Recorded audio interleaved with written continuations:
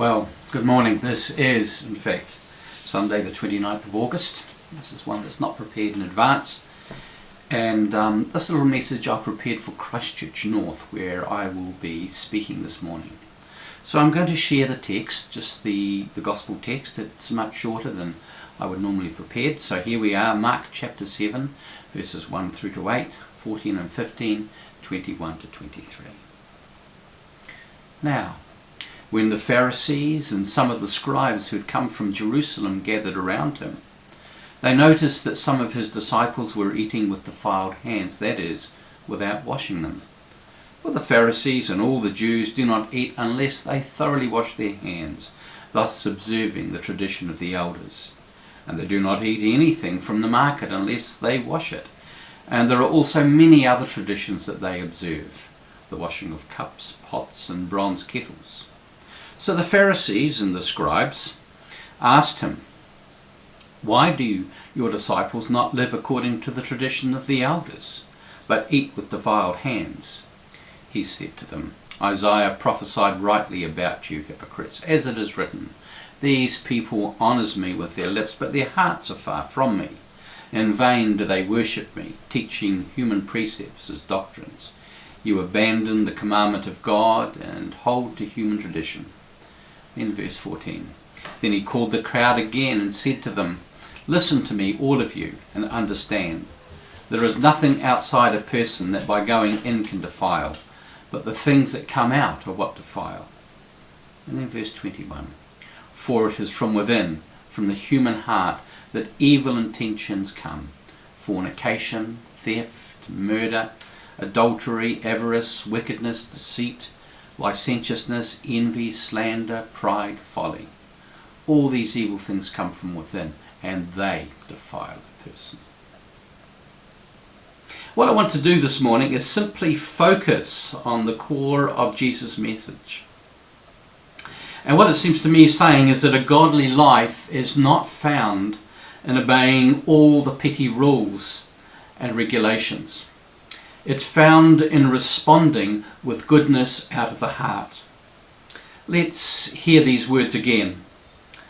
Then he called the crowd again and said to them, "Listen to me, all of you, and understand. There is nothing outside a person that by going in can defile, but the things that come out are what defile. For it is from within, from the human heart, that evil intentions come: fornication, theft, murder, adultery, avarice, wickedness, deceit, licentiousness, envy, slander, pride, folly. All these things come from within, and they defile a person." I've been reflecting on Jesus' list of the evil that we have within us. If we're honest, we recognise at least some of these tendencies in ourselves. Until the advent of psychiatry and psychology, in the Western world anyway, often the clergy were regarded as the healers of souls. And one of the common tools that they used were what we call the 7 deadly sins: pride, greed, lust, envy, gluttony, wrath, and sloth. As I've reviewed these and Jesus' list, it struck me that many of these negative behaviours are likely to have originated as a response to pain. We don't often deal with pain, and by this I mean emotional pain, in the healthiest of ways. Our tendency is to look outward. It may spring from rejection, from unfair treatment, from loss, from things going wrong in our lives. Our tendency is to cast ourselves as the victim in some way. The most natural response is to seek to restore the balance of our perceived hurts. The list that Jesus offers us is so often a negative response to pain. Like the 7 deadly sins, they're destructive and ultimately self-destructive. But here's the thing. What Jesus is telling us is that we get to choose. We may not get to choose what's happened to us. We may not get to choose our circumstances. None of us has chosen this epidemic. None of us have chosen to be in lockdown. Our tendency is to want to find someone to blame, usually someone else, and to rail against them. It's a way of reclaiming power. In our sense of helplessness, maybe this is what much of the anti-vax, the anti-lockdown movement that we see every night on the news is all about. It's when we recognise that we don't need to be victims of our pain, that we do get to choose, that things can shift. It's in the heart that our negative beliefs, thoughts and behaviours are born. In Proverbs 23:7, and I've just take what the old King Jim says, "For as he thinketh in his heart, so is he." We become what we focus on. That's why Proverbs also says, above all else, above all else, guard your heart, for it is the wellspring of life. Let's remind ourselves, we ultimately get to choose. History and personal experience tells me that we tend to polarize toward the negative. Unchecked, that's where we'll go, into victimhood, into resentment, to bitterness, a desire to either promote ourselves or to even the scales, to get even. Paul picks up some of this as he writes to the Thessalonian churches. He knows that life is tough, that life is not fair, that, excuse the French, that crappy things happen. In 1 Thessalonians 5:16 he says this, he says, "Be joyful always, pray continually, give thanks in all circumstances, for this is God's will for you in Christ Jesus." We get to choose how we respond. And some of you, I imagine, will find this difficult to hear.